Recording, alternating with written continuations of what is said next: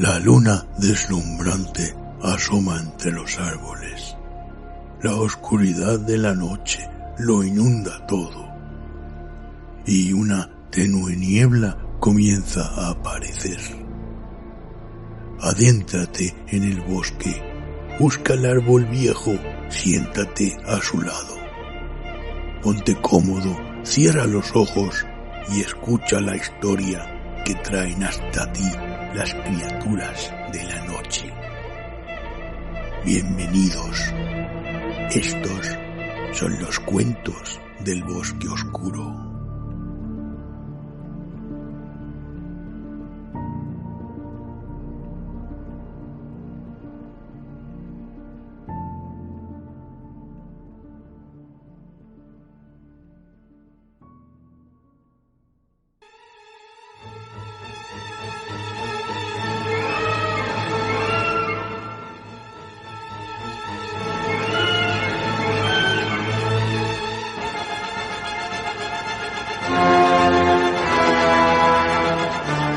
Los otros dioses,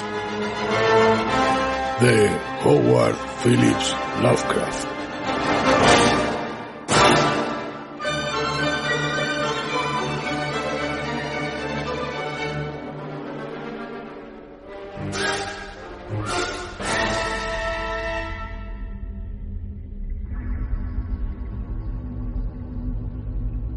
En la cima del pico más alto del mundo habitan los dioses de la tierra, y no soportan que ningún hombre se jacte de haberlos visto.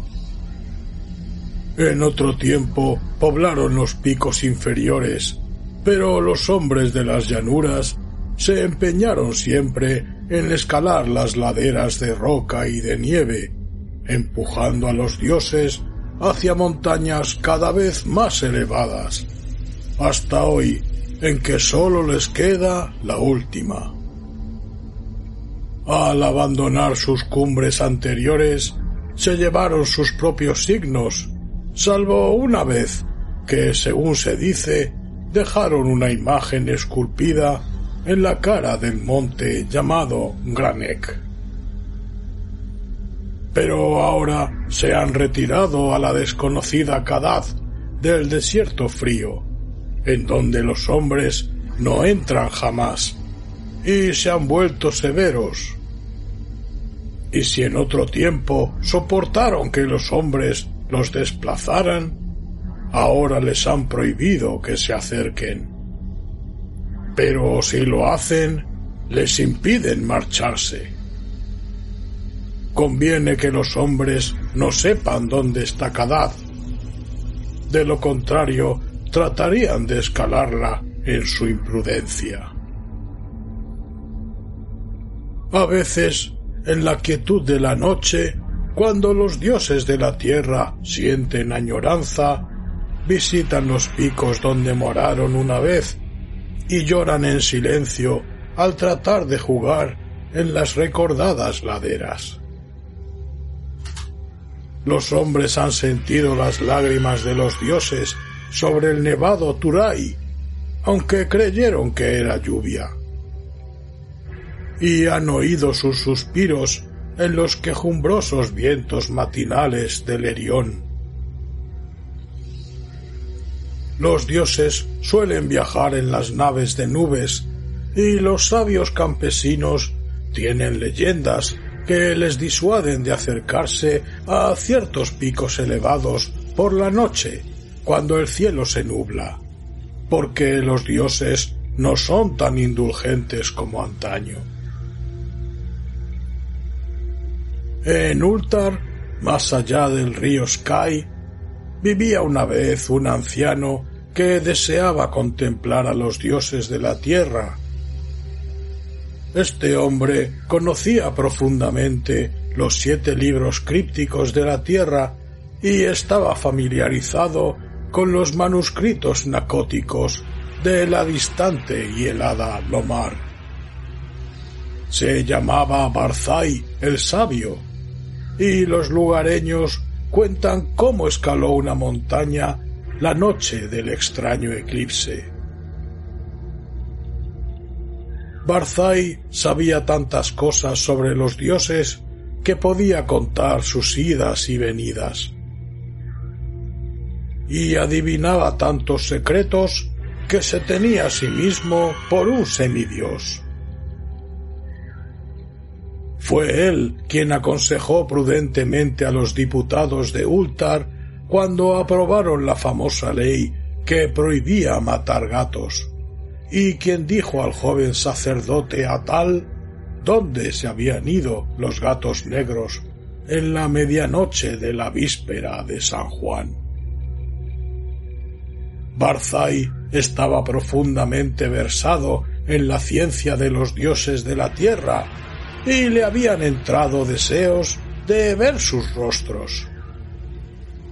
Creía que su hondo y secreto conocimiento de los dioses lo protegería de la ira de estos, y decidió escalar la cima del elevado y rocoso Hatek-Kla, una noche en que sabía que los dioses estarían allí. El Hatek-Kla está en el desierto pedregoso que se extiende más allá de Hatek, del cual recibe el nombre, y se alza como una estatua de roca en un templo silencioso. Las brumas juegan lúgubremente alrededor de su cima, porque las brumas son los recuerdos de los dioses, y los dioses amaban el Hatek-Kla cuando habitaban en él, en otro tiempo. Frecuentemente visitan los dioses de la tierra el Hatek-Kla en sus naves de nube, y derraman pálidos vapores sobre las laderas cuando danzan añorantes en la cima bajo una luna clara. Los aldeanos de Hatek dicen que no conviene escalar el Hatek-Kla en ningún momento y que es fatal hacerlo de noche, cuando los pálidos vapores ocultan la cima y la luna. Sin embargo, no les escuchó Barzai cuando llegó de la vecina Ultar con el joven sacerdote Atal, su discípulo. Atal solo era hijo de posadero y a veces tenía miedo. Pero el padre de Barzai había sido un noble que vivió en un antiguo castillo, por lo que no había supersticiones vulgares en sus venas, y se reía de los atemorizados aldeanos.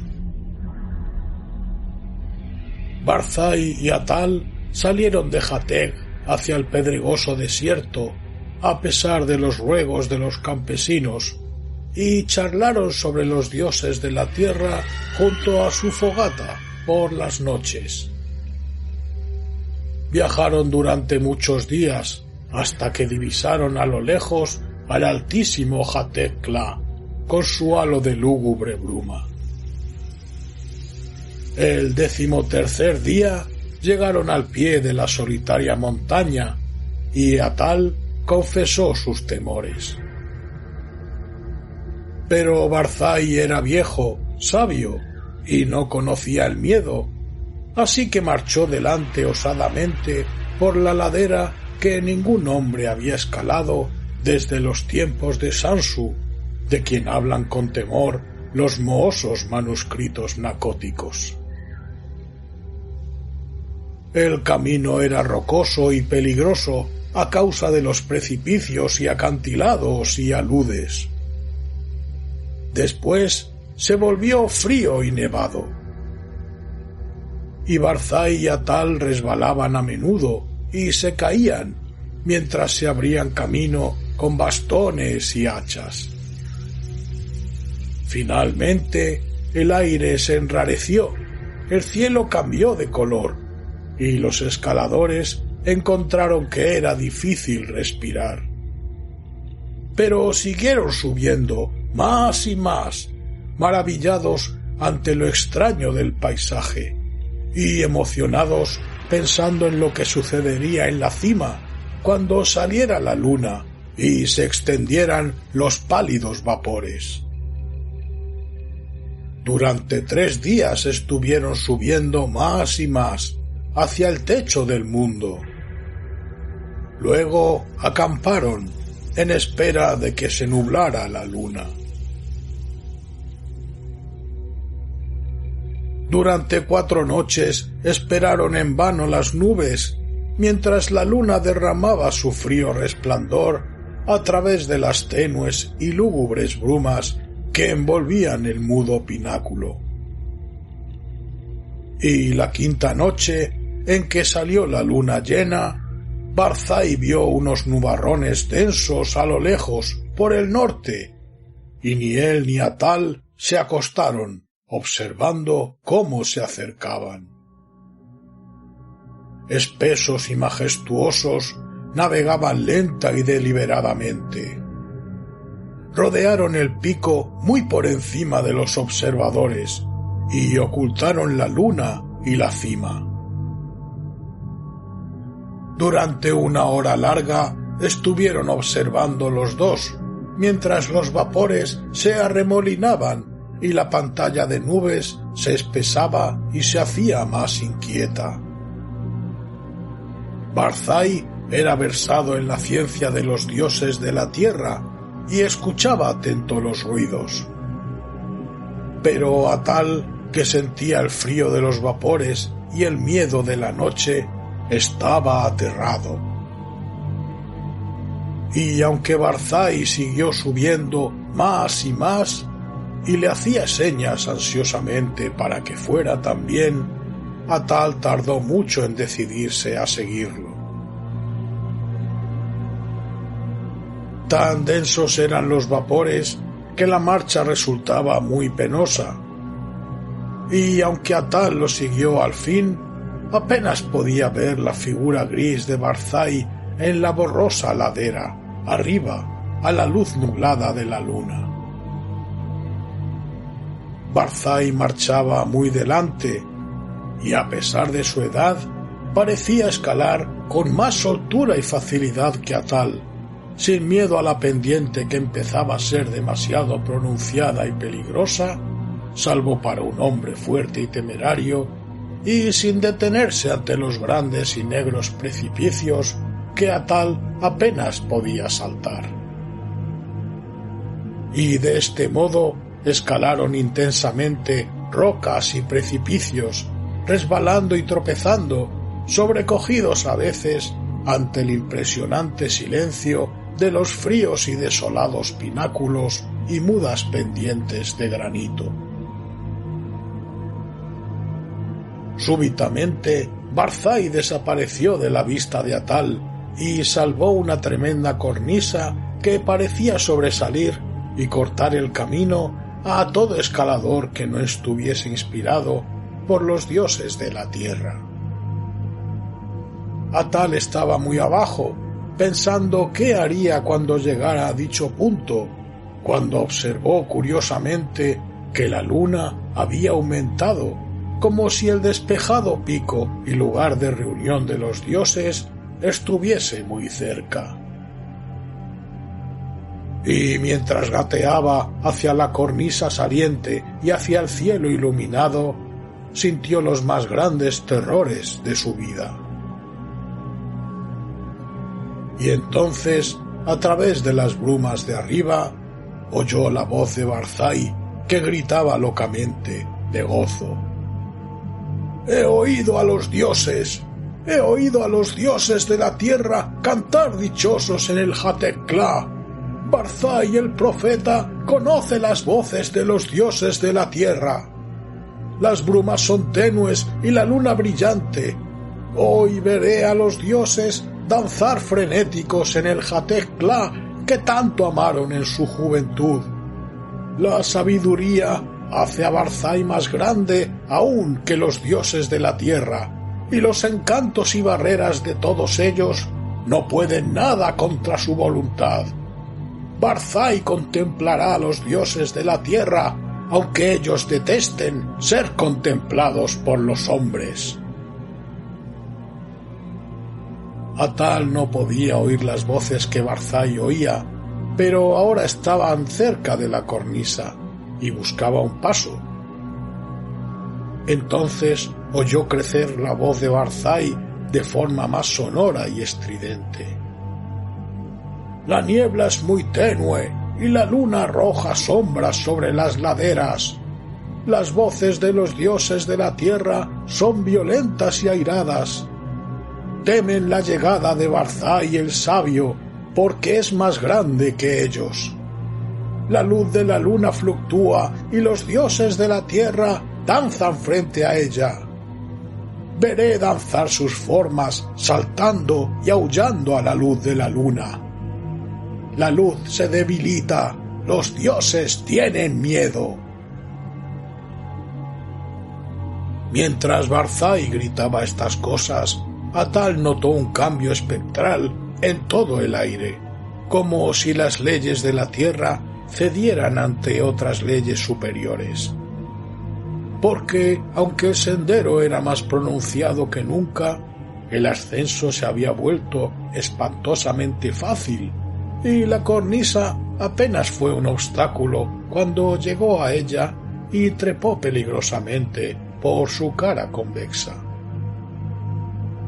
El resplandor de la luna se había apagado extrañamente, y mientras Atal se adelantaba en las brumas monte arriba, oyó a Barzai, el sabio, gritar entre las sombras. «La luna es oscura y los dioses danzan en la noche. Hay terror en la noche, hay terror en el cielo, pues la luna ha sufrido un eclipse que ni los libros humanos ni los dioses de la tierra han sido capaces de predecir. Hay una magia desconocida en el Hatek-Tla, pues los gritos de los dioses asustados se han convertido en risas y las laderas de hielo ascienden interminablemente hacia los cielos tenebrosos en los que ahora me sumerjo. ¡Al fin! En la débil luz he percibido a los dioses de la tierra». Y entonces Atal, deslizándose monte arriba con vertiginosa rapidez por inconcebibles pendientes, oyó en la oscuridad una risa repugnante, mezclada con gritos que ningún hombre puede haber oído, salvo en el fleguetonte de inenarrables pesadillas. Un grito en el que vibró el horror y la angustia de una vida tormentosa, comprimida en un instante atroz. «¡Los otros dioses! ¡Los otros dioses! ¡Los dioses de los infiernos exteriores que custodian a los débiles dioses de la tierra! ¡Aparta la mirada! ¡Retrocede! ¡No mires! ¡No mires! ¡La venganza de los abismos infinitos! ¡Ese maldito, ese condenado precipicio! ¡Misericordiosos dioses de la tierra! ¡Estoy cayendo al cielo! Y mientras Atal cerraba los ojos, se taponaba los oídos y trataba de descender luchando contra la espantosa fuerza que lo atraía hacia desconocidas alturas, siguió resonando en el Hatek-Tla el estallido terrible de los truenos que despertaron a los pacíficos aldeanos de las llanuras y a los honrados ciudadanos de Hatek, de Nir y de Ultar, haciéndoles detenerse a observar a través de las nubes aquel extraño eclipse que ningún libro había predicho jamás. Y cuando al fin salió la luna, Atal estaba a salvo en las nieves inferiores de la montaña, fuera de la vista de los dioses de la tierra y de los otros dioses. Ahora se dice en los mohosos manuscritos nacóticos que Sansu no descubrió otra cosa que rocas mudas y hielo, la vez que escaló el Hatek-Tla en la juventud del mundo. Sin embargo, cuando los hombres de Ultar y de Nir y de Hatek reprimieron sus temores y escalaron ese día esa cumbre encantada en busca de Barzai el sabio, encontraron grabado en la roca desnuda de la cima un símbolo extraño y ciclópeo de 50 codos de ancho, como si la roca hubiese sido hendida por un titánico cincel. Y el símbolo era semejante al que los sabios descubrieron en esas partes espantosas de los manuscritos nacóticos tan antiguas que no se pueden leer. Eso encontraron. Jamás llegaron a encontrar a Barzai el sabio, ni lograron convencer al santo sacerdote Atal para que rezase por el descanso de su alma. Y todavía hoy las gentes de Ultar y de Nir y de Jateg tienen miedo de los eclipses y rezan por la noche cuando los pálidos vapores ocultan la cumbre de la montaña y la luna. Y por encima de las brumas de Jateg-Tla, los dioses de la tierra danzan a veces con nostalgia, porque saben que no corren peligro, y les encanta venir a la desconocida Kadat en sus naves de nube a jugar como antaño, como hacían cuando la tierra era nueva y los hombres no escalaban las regiones inaccesibles.